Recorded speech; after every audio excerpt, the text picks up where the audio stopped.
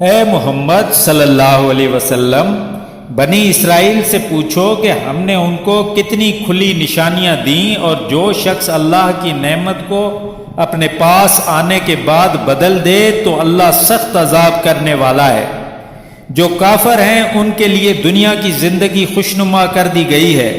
اور وہ مومنوں سے تمسخر کرتے ہیں، لیکن جو پرہیزگار ہیں وہ قیامت کے دن ان پر غالب ہوں گے، اور اللہ جس کو چاہتا ہے بے شمار رزق دیتا ہے۔ پہلے تو سب لوگوں کا ایک ہی مذہب تھا، لیکن وہ آپس میں اختلاف کرنے لگے، تو اللہ نے ان کی طرف بشارت دینے والے اور ڈر سنانے والے پیغمبر بھیجے، اور ان پر سچائی کے ساتھ کتابیں نازل کی، تاکہ جن امور میں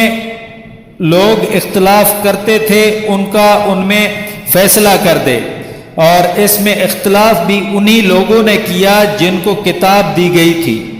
باوجود یہ کہ ان کے پاس کھلے ہوئے احکام آ چکے تھے،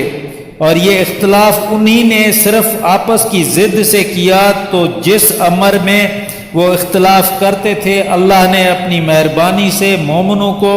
اس کی راہ دکھا دی، اور اللہ جس کو چاہتا ہے سیدھا رستہ دکھا دیتا ہے۔ کیا تم یہ خیال کرتے ہو کہ یوں ہی بہشت میں داخل ہو جاؤ گے، اور ابھی تم کو پہلے لوگوں کی سی مشکلیں تو پیش آئی ہی نہیں؟ ان کو بڑی بڑی سختیاں اور تکلیفیں پہنچی، اور وہ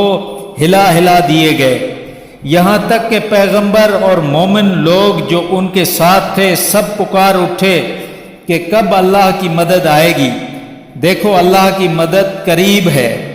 اے محمد صلی اللہ علیہ وسلم، لوگ آپ سے پوچھتے ہیں کہ کس طرح کا مال خرچ کریں، کہہ دو کہ جو چاہو خرچ کرو، لیکن جو مال خرچ کرنا چاہو وہ درجہ بدرجہ اہل استحقاق یعنی ماں باپ کو، اور قریب کے رشتہ داروں کو، اور یتیموں کو، اور محتاجوں کو، اور مسافروں کو، سب کو دو، اور جو بھلائی تم کرو گے اللہ اس کو جانتا ہے۔ تم پر لڑنا فرض کر دیا گیا ہے، وہ تمہیں ناگوار تو ہوگا، مگر عجب نہیں کہ ایک چیز تم کو بری لگے اور وہ تمہارے حق میں بھلی ہو، اور عجب نہیں کہ ایک چیز تم کو بھلی لگے اور وہ تمہارے لیے مضر ہو، اور ان باتوں کو اللہ ہی بہتر جانتا ہے اور تم نہیں جانتے۔ بے شک صدق اللہ العظیم۔